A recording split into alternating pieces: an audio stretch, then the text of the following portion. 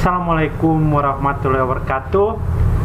Baik, kembali lagi bersama saya Sylvester Kait dari Prodi Teknologi Rekayasa Perangkat Lunak semester 4. Pada video kali ini saya akan menjelaskan mengenai materi ERD atau kepanjangan dari Entity Relationship Diagram dari mata kuliah Rekayasa Perangkat Lunak. Entity Relationship Diagram atau ERD adalah suatu gambaran grafis yang mewakili logika database secara lengkap dan mendetail, di mana antara database yang membentuk entitas yang terhubung satu sama lain. Database di sini dapat disebut sebagai atribut dalam ERD. Yang kedua adalah fungsi ERD. Ada beberapa fungsi dalam perancangan ERD, yaitu sebagai berikut.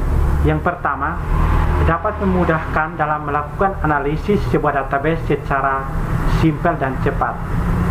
Yang kedua, dapat menjalankan hubungan antara data yang mempunyai keterkaitan berdasarkan suatu objek yang terhubung dalam suatu relasi. Yang ketiga adalah mendokumentasi data yang terdapat dalam database yang melakukan analisis secara identifikasi dalam setiap objek.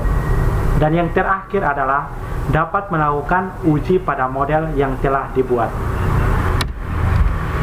Baik, ini merupakan model dari ERD, di mana pada model ini saya mengambil model dari sebuah manajemen perpustakaan. Baik, pertama saya akan menjelaskan mengenai atribut-atribut yang terdapat pada model manajemen perpustakaan ini. Yang pertama, gambar yang dalam bentuk persegi panjang, di mana gambar tersebut itu terdapat pada pustaka. Itu merupakan gambar yang dinamakan dalam ERD adalah entitas. Yang kedua adalah gambar dalam bentuk belah ketupat.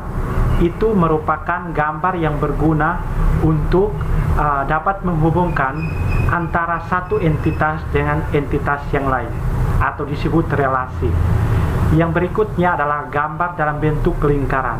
Gambar dalam bentuk lingkaran merupakan gambar atribut.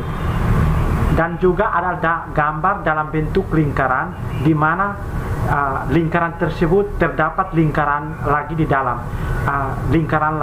Contohnya itu pada atribut pengarang.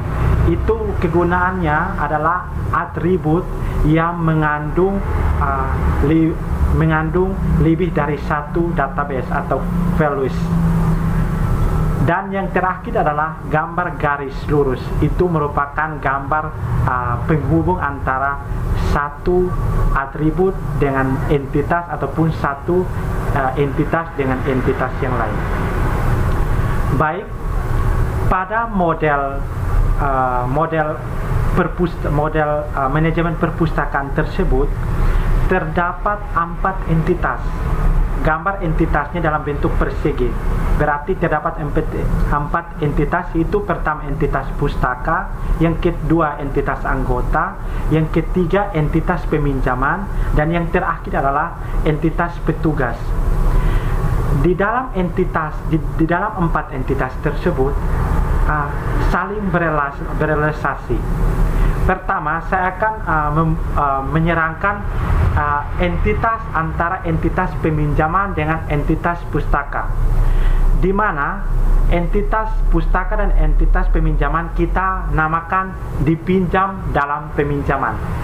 Artinya merupakan relasi antara entitas pustaka dengan entitas peminjaman yang memiliki arti bahwa pustaka dapat dipinjam oleh anggota dan disimpan dalam entitas peminjaman. Yang kedua adalah hubungan antara entitas peminjam dengan anggota, dinamakan dengan melakukan peminjaman.